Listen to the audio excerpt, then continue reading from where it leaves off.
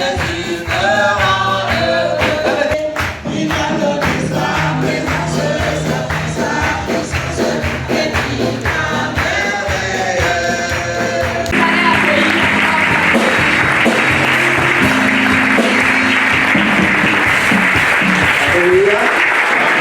Bonjour à tous. Ma joie est immense, car j'ai l'assurance que mes péchés sont pardonnés. Car Jésus qui m'aime a brisé mes chaînes, mon cœur est transformé. Il m'a donné sa présence, sa paix, sa puissance, n'est-il pas merveilleux? Ma joie est immense, tous les jours je chante, Jésus me rend heureux. Ma joie est immense, car j'ai l'assurance que mes péchés sont pardonnés. Car Jésus qui m'aime a brisé mes chaînes, mon cœur est transformé. Il m'a donné sa présence, sa puissance, et il m'a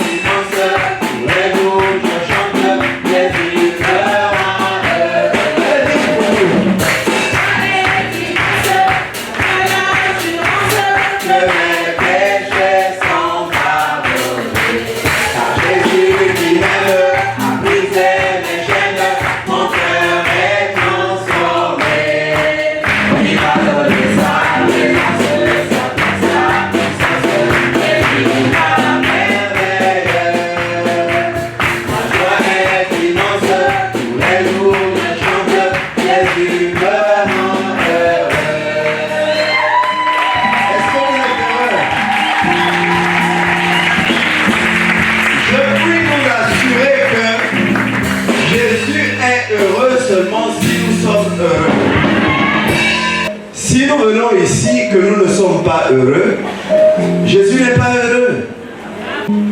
Il nous a créés pour son plaisir, pour sa propre gloire. Nous nous trompons lorsque nous pensons que quand nous souffrons, Dieu se plaît dans nos souffrances. Dieu ne se plaît pas dans nos souffrances. Dieu se plaît quand nous sommes heureux et que nous trouvons notre bonheur en lui. Comme dans le livre de Proverbes ou de l'Ecclésiaste, on parle des mauvaises sources de joie. Mais Dieu veut que nous ayons la bonne source de la joie et que nos cœurs puissent vraiment s'égayer en sa présence. Jean chapitre 15, verset 7. Si vous demeurez en moi, et que mes paroles demeurent en vous, demandez ce que vous voudrez, et cela vous sera accordé. Mon Père est glorifié en ceci, que vous portiez beaucoup de fruits, et vous serez mes disciples. Verset 9. Comme le Père m'a aimé, moi aussi je vous ai aimé. Demeurez dans mon amour. Si vous gardez mes commandements, vous demeurez dans mon amour, comme j'ai gardé les commandements de mon Père et que je demeure dans son amour. 11. Je vous ai parlé ainsi, afin que ma joie soit en vous et que votre joie soit complète. Voici mon commandement, aimez-vous les uns les autres comme je vous ai aimé. Il n'y a pour personne de plus grand amour que de donner sa vie pour ses amis. Vous êtes mes amis si vous faites ce que je vous commande. Je ne vous appelle plus serviteur parce que le serviteur ne sait pas ce que son maître fait. Je vous ai appelé amis parce que tout ce que j'ai appris de mon Père, je vous l'ai fait connaître.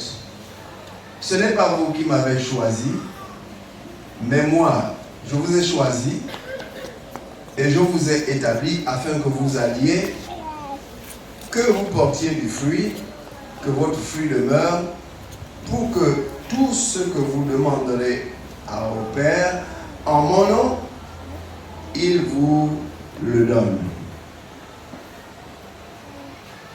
Nous reconnaissons que dans ce texte, Jésus voulait parler de la communion des disciples avec lui.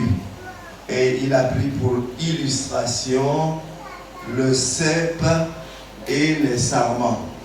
Mais nous ne pensons pas que, pour nous qui n'avons pas vu, la vigne soit un arbre tellement gros, il est petit. Et les sarments ne sont pas aussi grands, aussi forts, aussi solides. En fait, Jésus veut montrer ici l'importance pour les sarments d'être attachés au tronc, au cep, pour que la vie qui coule du sarment et du cep passe dans les sarments. Pour quel but? Un seul but, pour porter les fruits. Le sarment est inutile. Ce n'est pas du bois de chauffage. Je ne pense pas qu'on puisse en faire du bois de chauffage. Et on ne veut pas en faire des planches non plus. Son utilité, c'est de porter du fruit. Notre utilité, greffée au Christ, unie au Christ, c'est de porter du fruit. Nous allons voir 4 points. Le premier point, je l'ai déjà expliqué, Dieu nous a créés pour sa gloire, pour son plaisir. Souvent, nous pensons que Dieu nous a laissés dans la nature, comme certains disent, aide-toi et le ciel t'aidera. Ce n'est pas biblique du tout. Ça ne vient pas de la parole de Dieu. Quelque chose s'est passé dans le jardin d'Éden et la communion avec le Seigneur, avec Dieu, l'homme a été rompu. C'est pourquoi l'homme se débrouille de cette façon. Mais Dieu cherche l'homme afin de le rétablir dans la bonne position, la relation avec lui, la communion avec lui, afin qu'il puisse jouir de la qualité de vie que Dieu a prévue au départ. Pour l'homme, il nous a dit que Dieu, pris de la poussière, il l'a façonné. Et ensuite, il a soufflé dans l'homme. Il est devenu une âme vivante. Très important pour nous, c'est quelles que soient les difficultés par lesquelles nous traversons, quelles que soient les diminutions, les manquements physiques que nous avons, Dieu nous a créés à son image et à sa ressemblance. Donc nous avons là le dessein de Dieu pour que nous puissions refléter sa gloire. Comment un Dieu qui se réjouit pourrait-il créer des hommes qui ne se réjouissent pas s'il les a créés à son image et à sa ressemblance? Dieu nous a créés pour que nous puissions être joyeux. Quelquefois au culte, nous prenons un air tellement sérieux que nous croyons être sages. Dieu veut que nous puissions être radieux, rayonnants. L'apôtre Paul montrait dans ses épîtres combien il était heureux. Même si les gens essayaient de l'accabler pour le persécuter à cause de l'évangile, pour le décourager, mais lui-même il exprime qu'il était heureux. Qu'est-ce qui faisait son bonheur alors qu'il n'avait pas de maison en étage, il n'avait pas de voiture, il n'avait pas de char? Quand il était en mission, il pouvait rencontrer des tempêtes, des difficultés. Plusieurs fois on l'a transporté, d'autres fois il est passé au-dessus de la clôture pour qu'on ne le tue pas. Dieu nous a créés pour sa gloire, et sa gloire c'est aussi de nous voir heureux et non malheureux. C'est le diable qui veut nous mentir. Deuxième point est que Dieu veut être glorifié. Et le verset 8 dit que mon Père est glorifié en ceci, que vous portiez beaucoup de fruits et vous serez mes disciples. C'est important pour nous d'avoir dans la pensée que Dieu veut que nous portions des fruits. Comment Jésus peut demander à ses disciples de quitter des choses pour que ses disciples soient malheureux? Ce n'est pas possible. Ce n'est pas possible. Il veut, Dieu est glorifié quand nous portons du fruit. Le sarment, sa raison d'être, c'est d'avoir du fruit qu'il porte. C'est notre raison d'être. Nous étions perdus, nous l'avons chanté. J'étais perdu, tu m'as donné la vie. Nous étions perdus. Si Dieu n'avait pas de bon projet pour nous, il nous laissait tranquilles, continuer à marcher vers l'enfer. Mais il ne l'a pas fait. Il nous a sauvés. Il nous a évité la punition de l'enfer et d'être séparés éternellement avec lui. Pour quelle raison? Pour nous rendre malheureux? Non. Impossible. Dieu ne nous choisit pas pour que nous soyons malheureux. Qu'est-ce que ça lui ferait que nous soyons malheureux? Il serait triste. Donc Dieu est glorifié quand nous portons du fruit. Nous avons besoin de demander au Seigneur que nous puissions saisir cette vérité et puis que nous puissions avoir le désir de porter du fruit. Dieu, c'est lui qui est la source de la vraie joie. Cela veut dire qu'il y a des fausses joies. Jérémie a reproché au peuple, dit, vous êtes construit des citernes crevassées qui ne gardent pas l'eau. Nous comprenons que quand Dieu parle d'eau, regardez Jésus dans l'évangile de Jean au chapitre 7, il dit, si quelqu'un a soif, qu'il vienne et qu'il boive.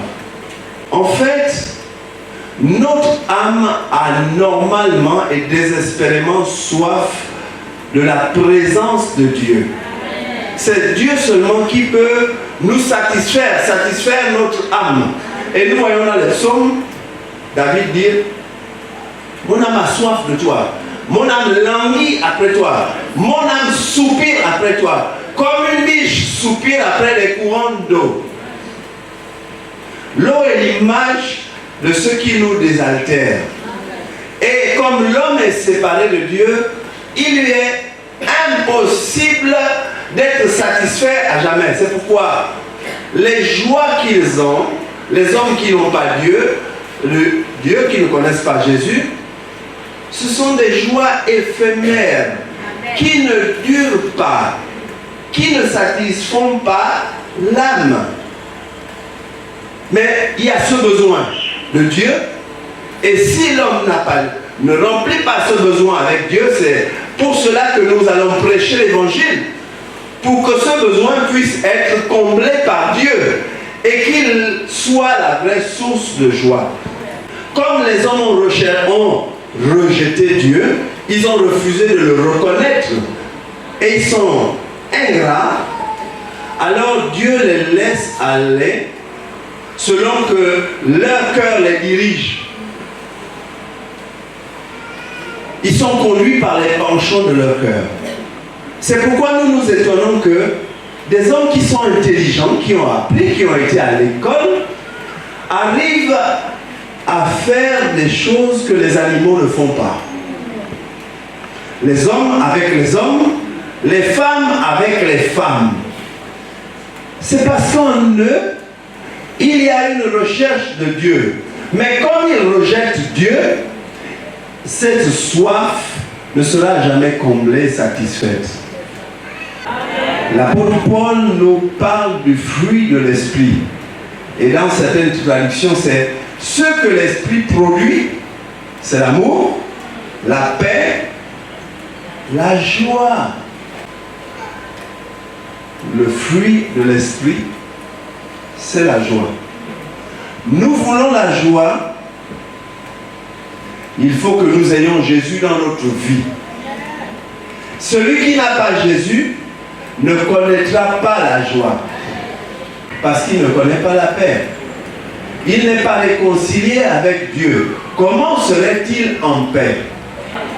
Dans le contexte de Romains 14, il ne s'agit pas de porter du fruit, mais l'apôtre Paul veut nous montrer que le royaume de Dieu ne consiste pas dans le manger et le boire. L'apôtre Paul dit, le royaume des cieux ne consiste pas dans le manger et dans le boire. Il consiste en quoi? Romains chapitre 14, verset 17. Quelqu'un peut lire? Romains 14, 17.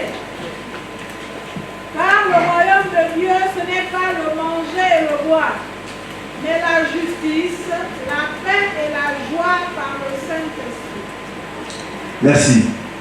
Le royaume de Dieu, c'est la justice, la paix et la joie par le Saint-Esprit.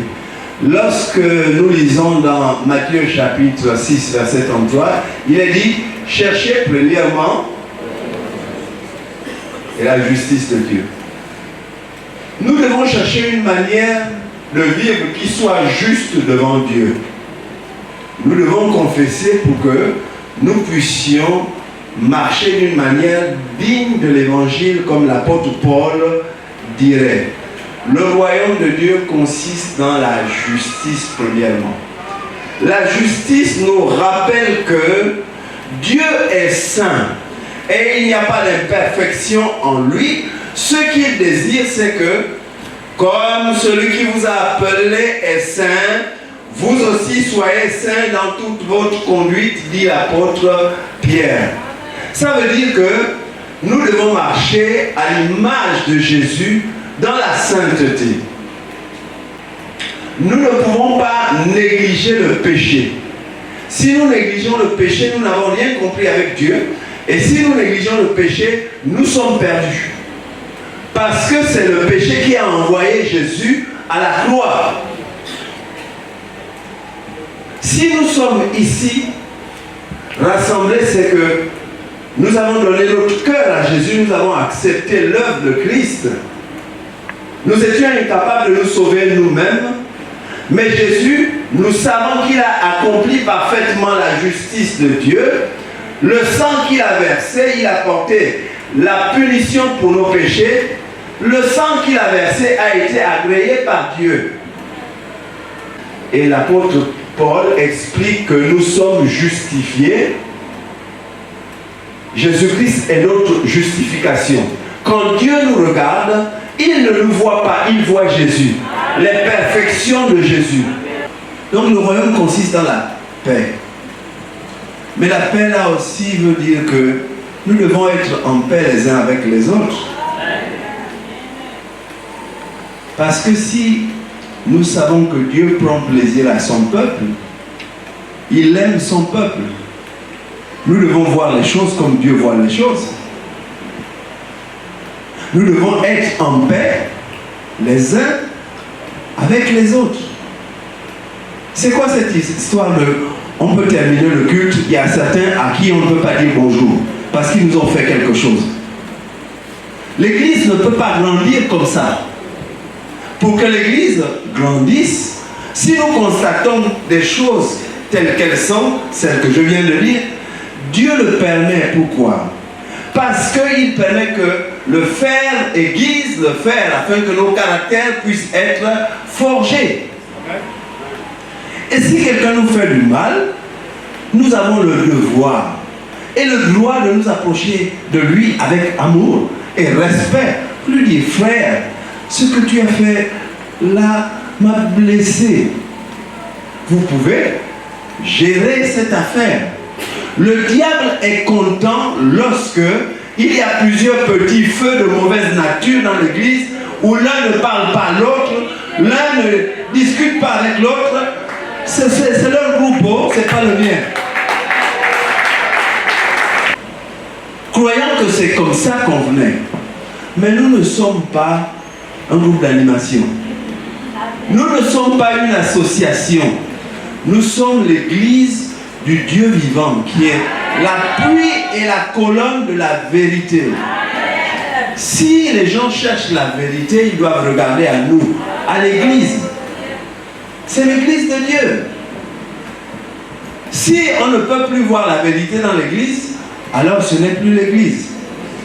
L'église n'est pas parfaite parce qu'elle est constituée d'hommes imparfaits comme moi. Quand je viens à l'église, je m'ajoute avec mes imperfections. Mais que Dieu va changer parce que je veux qu'il les change. Donc, si vous voulez quitter l'église parce qu'il y a un tel qui n'est pas parfait, vous vous trompez. Est-ce que vous êtes parfait?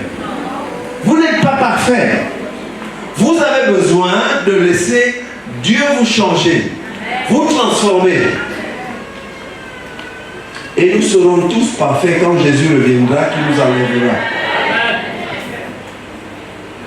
Nous avons besoin alors d'avoir la bonne attitude.